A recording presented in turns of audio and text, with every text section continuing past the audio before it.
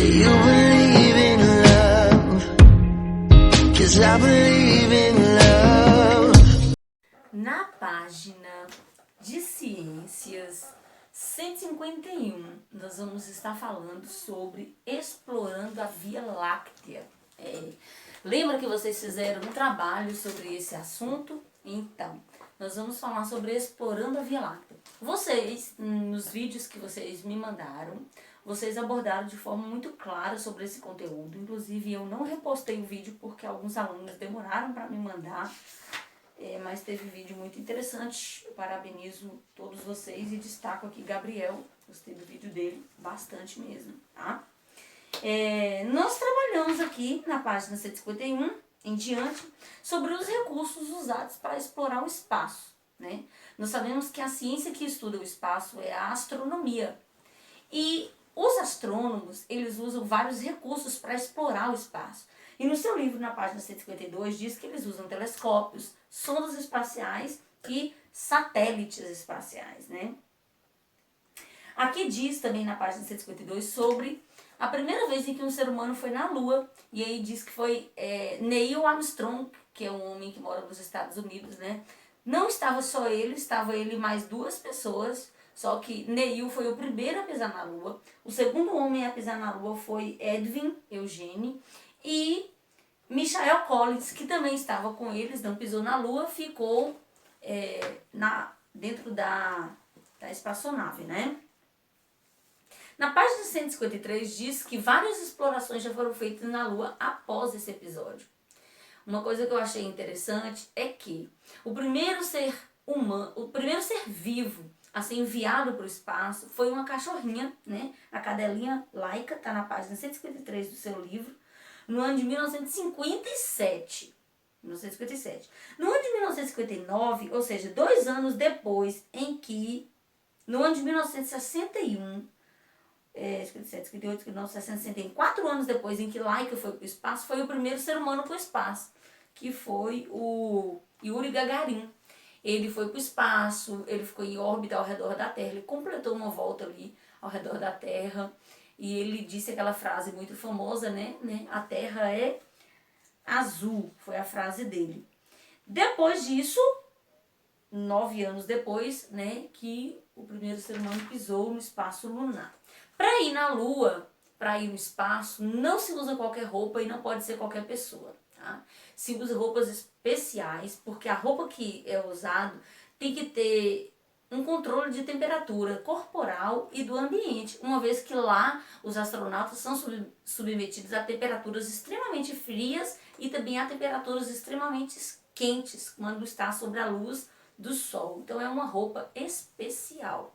Uma coisa que eu achei interessante quando eu pesquisava sobre isso aqui é que as primeiras expedições do espaço que foram feitas, os astronautas usavam apenas uma roupa, desde quando eles saíam daqui até lá. E depois disso já se criou várias roupas. Por exemplo, quando o foguete está sendo lançado, é um tipo de roupa. Enquanto eles estão em órbita, é outro tipo de roupa. E quando eles saem da espaçonave para explorar a parte de fora, eles usam outro tipo de roupa. Mas naquela época era apenas um. Na página 154 fala sobre a alimentação, né? Nós descobrimos aqui que é preciso ter muita cautela ao se alimentar em um espaço onde a gravidade é baixa, porque o alimento flutua. Descobrimos aqui que o alimento ele tem que ser desidratado para ir até lá, para ser conservado, né? Mas que lá ele pode ser reidratado com água quente ou fria. Nós descobrimos aqui que apenas pessoas que treinam bastante podem ir para o espaço. A exemplo disso está o primeiro brasileiro que pisou no espaço, que foi Marco Pontes. Isso aconteceu no ano de 2006. Ele treinou 8 anos para fazer essa viagem no espaço, que demorou apenas 10 dias lá. Então veja, 8 anos para uma glória de 10 dias.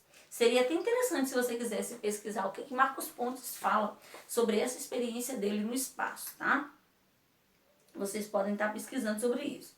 Na página 155 fala da experiência do foguete e faz 2 perguntas pessoais.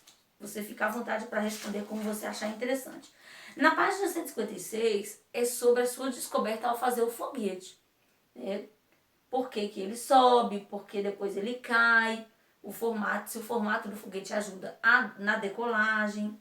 São perguntas interessantes. Lá mais embaixo vai falar sobre sondas e satélites. E aqui eu volto e faço uma comparação para você aqui, né? Tudo que foi investigado no espaço foi investigado graças às sondas e os satélites. Os primeiros que foram enviados foram as sondas. Né? O que é a sonda? É uma espaçonave que não tem pessoas dentro dela. Né? Ela é enviada sem ter alguém para direcioná-la ou tripular. Aqui mostra na página 157 4 sondas muito usadas, as primeiras usadas para explorar o espaço. Fala sobre a Ulisses, que ela permaneceu em órbita, a primeira a permanecer em órbita nos polos do Sol. Fala sobre a Mars Exploration Rovers, né, que são 2 carrinhos gêmeos que exploraram o solo de Marte. Fala sobre a Luna 2. Essa Luna 2 aí, ela é bem antiga, viu, galera?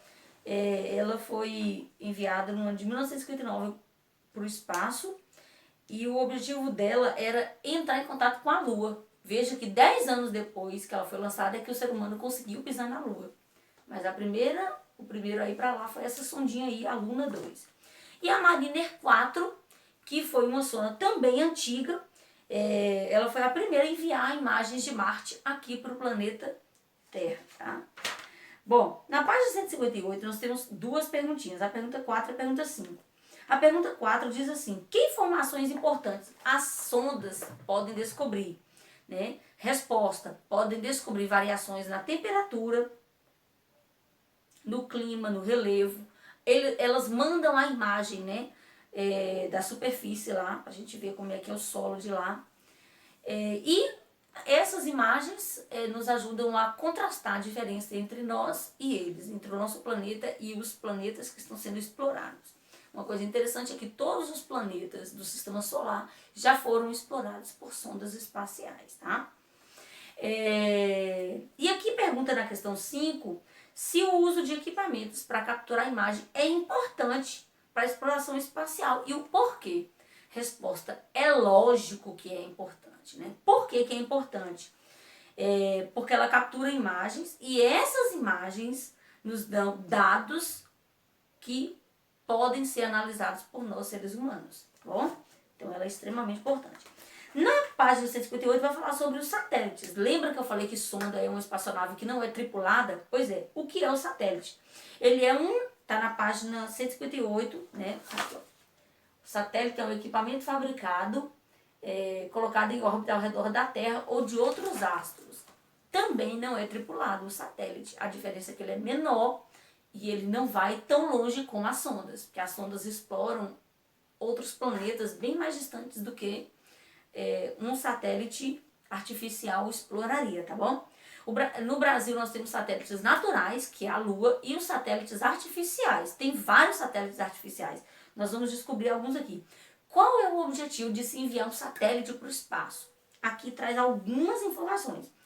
O objetivo é de transmitir comunicação, né, as imagens da TV, a internet, a rádio, as frequências de rádio, estudo de pesquisa científica, informações de meteorologia, sensoriamento remoto e uso militar, né, até para controlar e identificar as posições militares.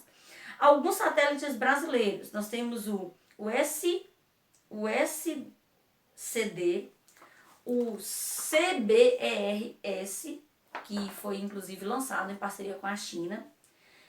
Aqui diz que o primeiro satélite a ser lançado, brasileiro a ser lançado, foi o SCD-1. Depois teve também o CB2 e tal, tem aí o nome de um bocadão deles aí. O INPE, o que é o INPE? É o Instituto Nacional de Pesquisas Espaciais.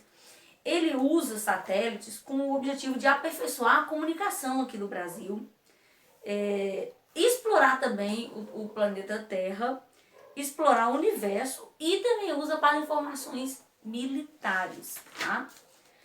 Aqui na página 160, já estamos finalizando, vai falar sobre o SGD-1, que é o satélite usado para defesa e comunicação estratégica aqui no Brasil.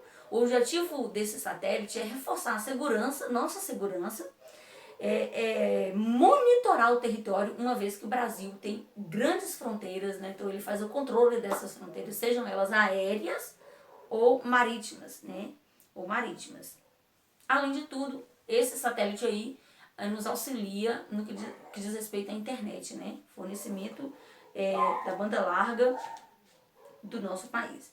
Na questão 6, aqui pergunta que outros aparelhos, além do GPS, ajuda a nos localizarmos aqui no planeta. Resposta: bússolas, telescópios e também muitos aplicativos de smartphone.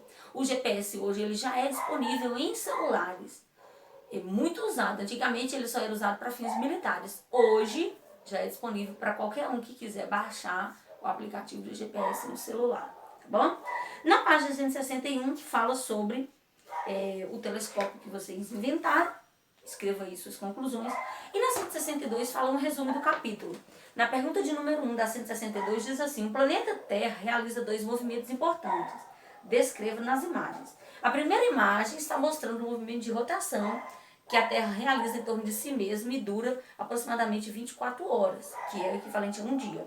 Na segunda imagem está mostrando o movimento de translação, que é quando a Terra dá uma volta ao redor do Sol. Esse movimento dura 365 dias e 6 horas, tá bom? Na questão de número 2, pede para a gente relacionar a coluna. E na coluna 1 fala sobre o asteroide. O que é o asteroide? Resposta: é um pequeno corpo celeste formado por rochas ou metais. Júpiter. Júpiter é o quê? É o maior planeta do sistema solar. Lua, letra C. Lua, único satélite natural da Terra. Letra D, órbita. O que é uma órbita? É um trajeto que cada planeta segue em torno do Sol. Letra E, Sol. O que é o Sol? Estrela do sistema solar, fonte de luz e calor para nós. E por último, letra F, Terra. Terra é o terceiro planeta mais próximo do Sol, o único que tem a existência de vida, tá? Para acrescentar aqui.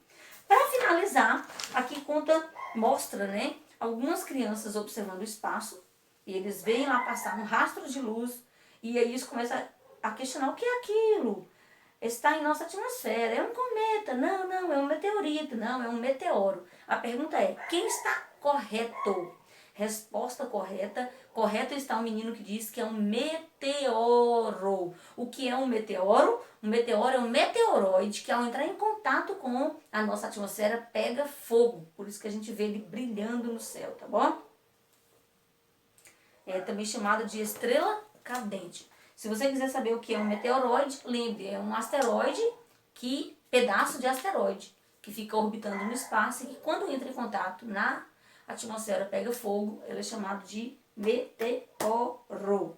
Beleza, galera? Gostaram de estudar sobre o sistema solar? Eu amei estudar e aprendi muita curiosidade. Vocês também podem fazer várias investigações sobre esse assunto, tá bom? Responda a atividade do livro, que foi o nosso último conteúdo. Beijos e até a próxima!